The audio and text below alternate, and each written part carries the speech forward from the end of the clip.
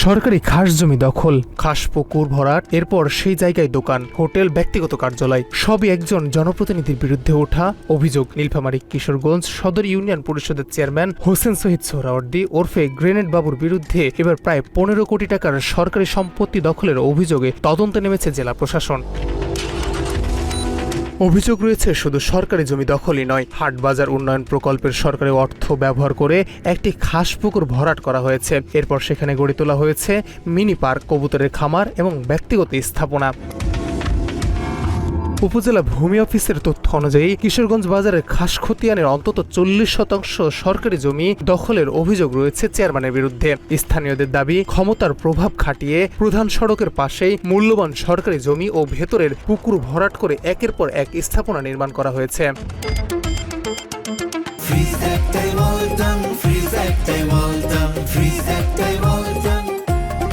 ব্যবসায়ীদের অভিযোগ, পুকুর ভরাটের পর থেকেই বাজারে স্থায়ী জলাবদ্ধতা তৈরি হয়েছে, সংকুচিত হয়েছে হাটের জায়গা। ফলে ঐতিহ্যবাহী এই হাট এবার ইজারাই হয়নি। এতে যেমন ভোগান্তিতে পড়েছে ব্যবসায়ী ও ক্রেতারা, তেমনি রাজস্ব হারাচ্ছে সরকারও। মানে ভ্যান ট্যান জরিকে দেখা যায় কাতর জন্য পানি দেওয়ার জায়গা নাই, ওই জায়গাটা বস্তা দিয়ে আনে, ওইটা উঁচু করে দিয়ে আনে, মানুষ যাওয়া ইসে করে দিচ্ছে। পানি না হলে আবার কাদা হয়, দোকান মানুষ আসে না, বাজারের ভিতরে মানুষ আসে না, কাদা হয়ে যায়। আমরাও নামতে পারি না, নিচে রাস্তা নামতে পারি না কাদার জন্য। আমাদের ব্যবসায়িক সাথে আমি আমার জায়গাটা আমি নিজেই সারার কথা দিলাম আপনাদের, এবং আমরা চাই এই কিশোরগঞ্জের উন্নয়ন হোক এবং আমাদের ব্যবসায়ের উন্নয়ন হোক। থানা পুরপাড়ের মতো জায়গায় একটা হাট ডাক হয় না, প্রধান হাট, এটা কি হতে পারে? কিসের জন্য হয়নি? শুধুমাত্র দখলদারিত্বের জন্য। দোকান মালিক সমিতির সাধারণ সম্পাদকও বলেছেন, পুকুর দখল করে স্থাপনা নির্মাণের কারণে জলাবদ্ধতা বাড়ছে, দিন দিন কমছে ক্রেতার সংখ্যাও। এই খাস খতিয়ান থেকে যে আমাদের 2 একর 47 শতক স্থাপনাগুলো আছে, এগুলোকে উচ্ছেদ করানো হোক অতি প্রয়োজন। এটা সময়ের দাবি হয়ে গেছে। মানে আমাদের কিশোরগঞ্জে আমরা এখন কাস্টমার শুনে হয়ে যাচ্ছি। কারণ কি, ব্যবসায়ীর কাছ থেকে কেনাকাটা করতেছি, কারণ কি বাইরে থেকে কাস্টমার আসতেছে, কারণ কি অবকাঠামোগত সমস্যা, জায়গা সংখ্যা। যে জায়গাটা আমাদের পানি নিষ্কাশন হতো, আমাদের গোটা বাজারে পানি নিষ্কাশন হতো, সেটাও আবার আমাদের দখল করে আছে দখলদাররা। একটা পুকুর ছিল, যে পুকুরে সব ধরনের পানি যে পড়তো, সে পানিটাও এখন আমরা দিতে পারতেছি। অভিযোগের তালিকা এখানেই শেষ নয়। ইউনিয়ন পরিষদের নিজস্ব জায়গাতেও অবৈধভাবে 4টি দোকান নির্মাণের অভিযোগ রয়েছে চেয়ারম্যানের বিরুদ্ধে। স্থানীয় ব্যবসায়ীদের দাবি, প্রতিটি দোকান বরাদ্দের নামে 2.5 লাখ টাকা করে মোট 10 লাখ টাকা নেওয়া হয়েছে। পরে মাসে 2000 টাকা করে ভাড়া আদায় করা হলেও সেই অর্থের কোনো হিসাব ইউনিয়ন পরিষদের সরকারি তহবিলে নেই বলে জানিয়েছেন খোদ ইউপি সচিব। 17-18 বছরে ফ্যাসিস্ট এবং তাদের দোসরদের কিছু ব্যক্তি ডিসিআর ছাড়া অবৈধভাবে কিছু স্থাপনা করে হাটটাকে একবার ছোট করে ফেলছে। তার ফলশ্রুতিতে বিগত 2 বছর থেকে হাটটা ডাক হচ্ছে না। সরকার সেখান থেকে মোটামুটি একটা বড় রাজস্বর ঘাটতি হচ্ছে। স্থানীয়দের আরও অভিযোগ, এলাকায় প্রভাব বিস্তার করতে একটি কিশোর গ্যাং গড়ে তুলেছেন চেয়ারম্যান। নিরাপত্তার শঙ্কায় এতদিন কেউ প্রকাশ্যে মুখ খুলতে সাহস পায়নি বলেও দাবি তাদের। দলের পদ পদবি দেখায় ব্যক্তি স্বার্থ হাসিলের উদ্দেশ্যে প্রতিহিংসার রাজনীতির স্বার্থে কিছু করা আমার এই জায়গায় আপত্তি আছে। আইন সকলের জন্য সমান।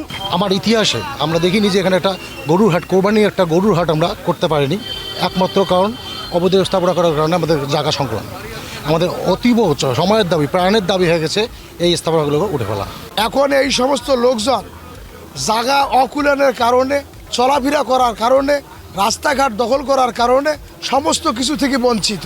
সরকারি অর্থ ব্যবহারের ক্ষেত্রে রয়েছে অনিয়মের অভিযোগ। 2023-24 ও 24-25 অর্থ বছরে হাটবাজার উন্নয়ন প্রকল্পের আওতায় গরুর হাটে মাটি ভরাট ও গাইড ওয়াল নির্মাণের জন্য 3টি প্রকল্প বরাদ্দ দেওয়া হয় 5,57,800 টাকা।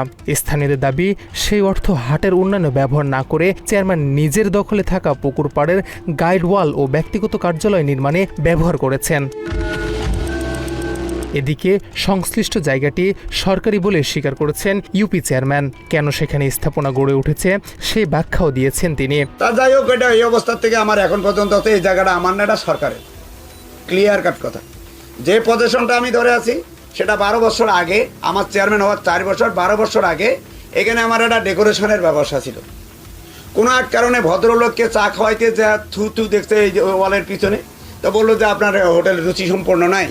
ওইখানে আমার ইগো কাজ করে, একটা খারাপ লাগলো যে আমি একজন চেয়ারম্যান বসাইতে পারলাম না, চার দোকানে এসে এই কথা বললো।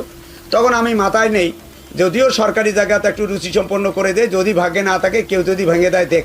অন্যদিকে অভিযোগের সত্যতা যাচাইয়ে গত 10 জুন অতিরিক্ত জেলা প্রশাসকের নেতৃত্বে 5 সদস্যের একটি তদন্ত কমিটি গঠন করে জেলা প্রশাসন। ইতিমধ্যে ঘটনাস্থল পরিদর্শন করেছেন কমিটি। তদন্ত শেষে প্রতিবেদন মন্ত্রণালয়ে পাঠানো হবে বলে জানিয়েছেন উপজেলা প্রশাসন।